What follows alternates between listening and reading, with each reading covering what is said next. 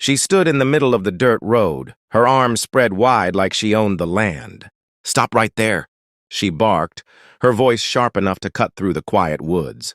Behind her, the flashing red and blue lights of a patrol car bounced off the trees. My boxes were still stacked in the back of the truck, the cabin I had just bought standing proud in the distance. I hadn't even set foot inside when she dialed 911 and screamed, "Arrest him! He's trespassing on HOA property." The officers stepped out, calm and steady. For a split second, I thought they might actually listen to her lies. She strutted up to them, waving a clipboard filled with papers that looked official but smelled like fraud. "This man doesn't belong here," she insisted, shoving the so-called complaint in their hands. "This is HOA-controlled land. He needs to be removed immediately." I didn't say a word, not yet. My heart was pounding, but not from fear, more like anticipation. I could see the neighbors gathering by the porch, whispering, waiting for the show. She thought she had the stage, thought she'd already won. What she didn't know was that these officers weren't strangers to me. One of them turned, looked at me, and the corner of his mouth curved into a grin. Then, without hesitation, he extended his hand. "Good to see you again," he said. Karen's jaw dropped so hard, I thought it might crack the gravel beneath her feet. "Wait, what?" she stammered. "You're supposed to arrest him!" But the handshake lingered, and the smirk on their faces told her everything she needed to know. This wasn't going her way. Her voice rose higher, shrill with panic. "You don't understand. He's breaking the law. That cabin is not even his. Look at the papers." She shoved her clipboard toward the officers again, desperate, almost trembling. The older cop took it, glanced down for a few seconds, then slowly handed it back.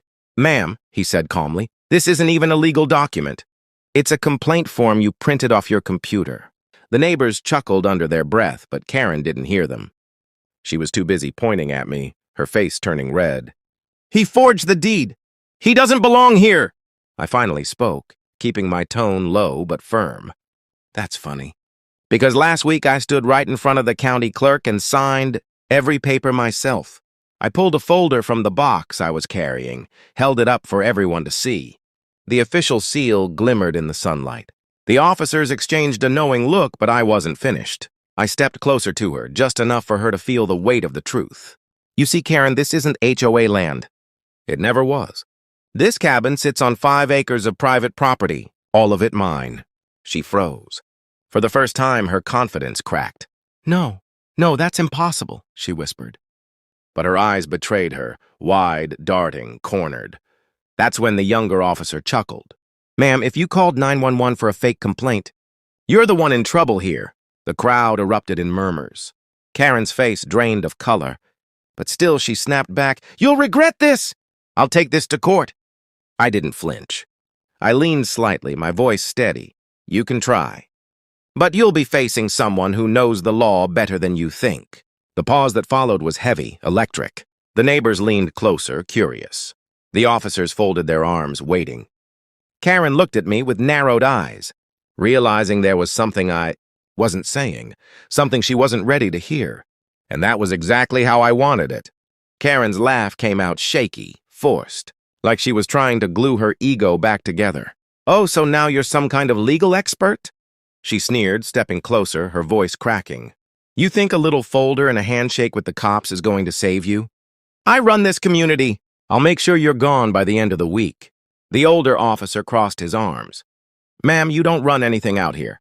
There's no HOA jurisdiction on this property." But Karen wasn't listening. She never listened.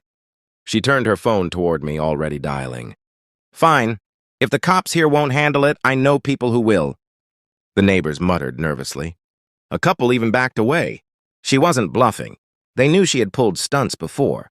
Fake notices, threats, even calling in security guards to intimidate folks.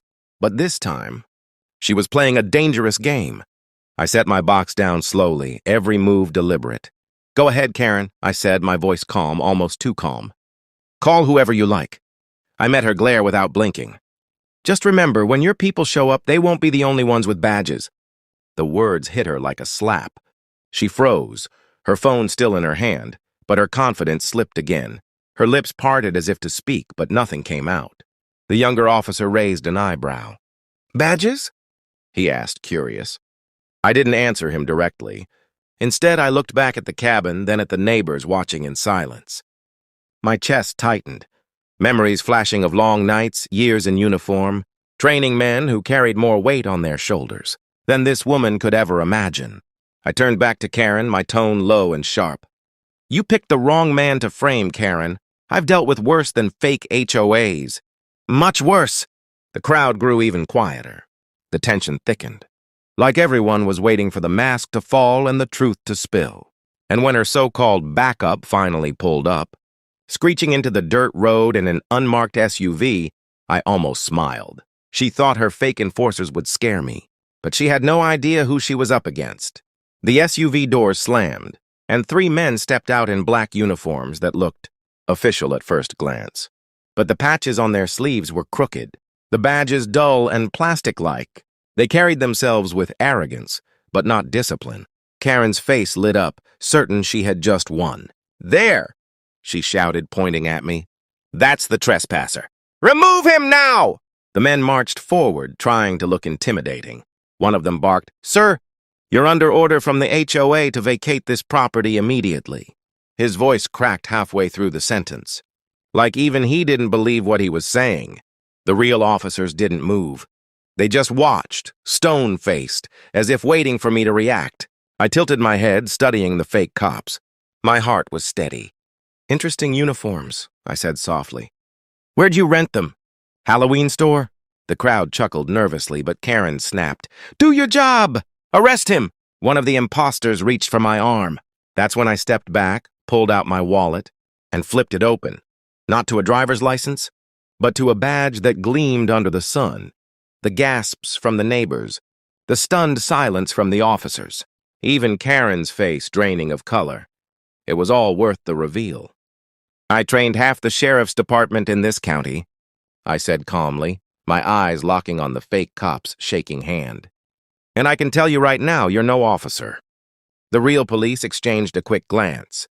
The older one smirked. Didn't think you'd play that card so soon, he muttered. Karen stumbled back, her voice breaking. Wait, you're law enforcement? Retired, I corrected, sliding the badge back into my pocket.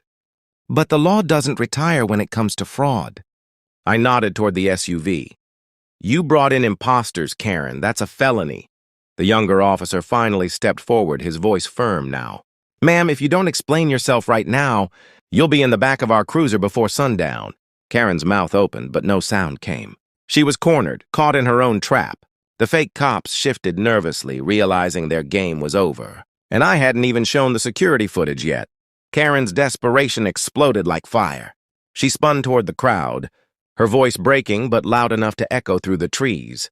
He's lying. He forged that badge. He forged those papers. He's dangerous. Don't you see? Her finger jabbed at me like a dagger, but her hands trembled. The fake cops shifted, looking uneasy. One of them muttered, Karen, this doesn't look right. But she silenced him with a glare. Shut up! Do what I'm paying you for! That was the final straw. I bent down, picked up a small black device from one of my moving boxes, and pressed a button. A projector light flickered against the side of the cabin, displaying crisp video footage. The neighbors gasped as the scene played out. Karen, just 2 nights earlier, sneaking across my property, taping fake HOA notices to the cabin door, even rehearsing her lines in the dark. Play it again, I said, and the video looped. Her voice echoed in the night air from the recording.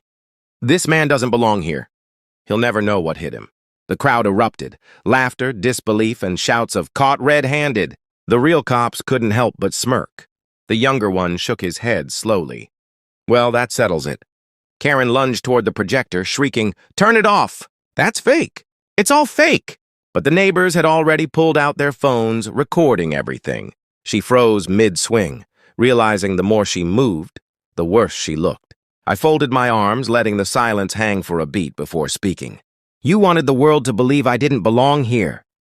Now the world is going to watch you explain why you trespassed. Forged documents and hired impersonators. Karen's face twisted, caught between rage and fear. You don't know who you're messing with! She spat, but her voice cracked. I stepped closer, my voice low, deliberate. Neither do you. Behind her, the flashing lights of another patrol car lit up the road. Backup. The real kind this time. And for the first time since this started, Karen looked like she wanted to disappear. The second patrol car rolled up, dust swirling in the golden evening light. Two more officers stepped out, real uniforms, real authority. The neighbors edged closer, their phones raised high, capturing every second. Karen stiffened, her fake confidence unraveling as quickly as the dirt under her heels. The older cop waved the newcomers over. "We've got impersonators and a falsified complaint," he said calmly, nodding toward Karen's little backup squad. The men in the black uniforms shuffled nervously, their tough guy act completely gone.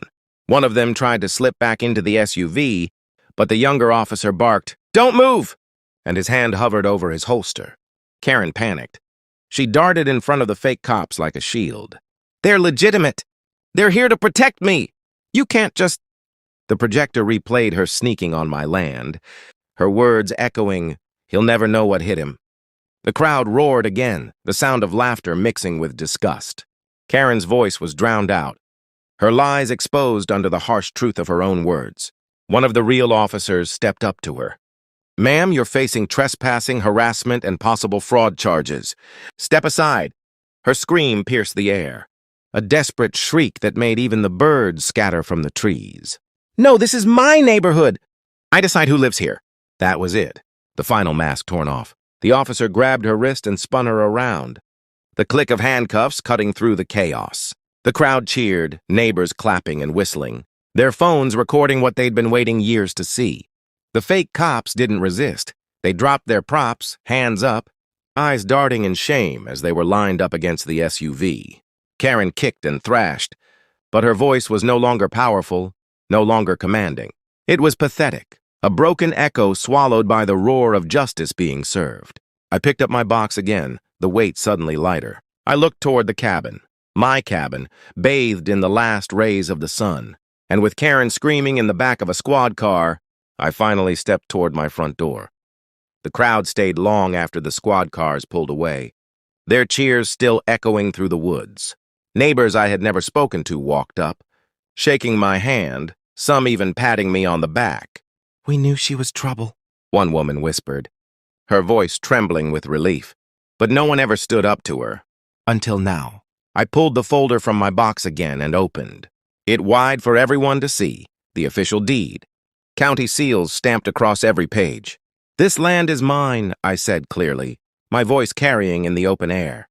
"Not hers, not some HOA scam. Mine."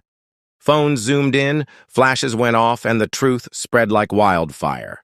Karen's shrieks were nothing but a faint echo now, muffled behind steel and glass as her cruiser disappeared down the road. But her reputation stayed behind, shattered in the dirt where she had stood. The same neighbors she once bullied, the people she used to intimidate with fake notices and empty threats, now laughed at the thought of her authority. I looked at the cabin, standing tall against the fading light. It wasn't just wood and nails, it was freedom. It was the piece of land I had worked for, the kind of place men dream of after long years of service. I ran my hand along the doorframe, steady and proud. I turned back to the crowd, meeting their curious eyes. "I didn't fight for this country just to be told I can't live on my own land," I said firmly. A silence followed, heavy, respectful, then broke into applause that rolled through the field like thunder. For the first time in years, I felt a weight lift. This wasn't just about a cabin, it was about standing your ground, about reminding everyone that freedom doesn't come with permission, slips from fake queens of a neighborhood. And as the sun dipped low, I carried the first box inside, knowing this cabin wasn't just my home. It was the line Karen could never cross again.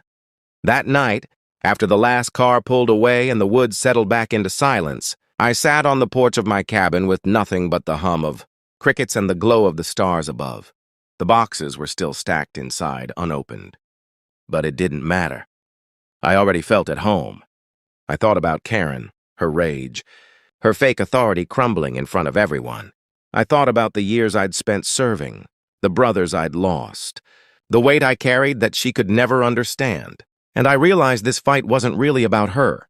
It was about something much bigger, about every man and woman who ever worked hard for their land, their family, their freedom, only to have someone try to take it away. The cabin creaked softly in the breeze, sturdy, unshaken. My land, my choice. My future. I took a slow breath, my eyes tracing the dark line of trees at the edge of the property. Somewhere out there, Karen was sitting in a cold cell, probably still screaming about power she never had.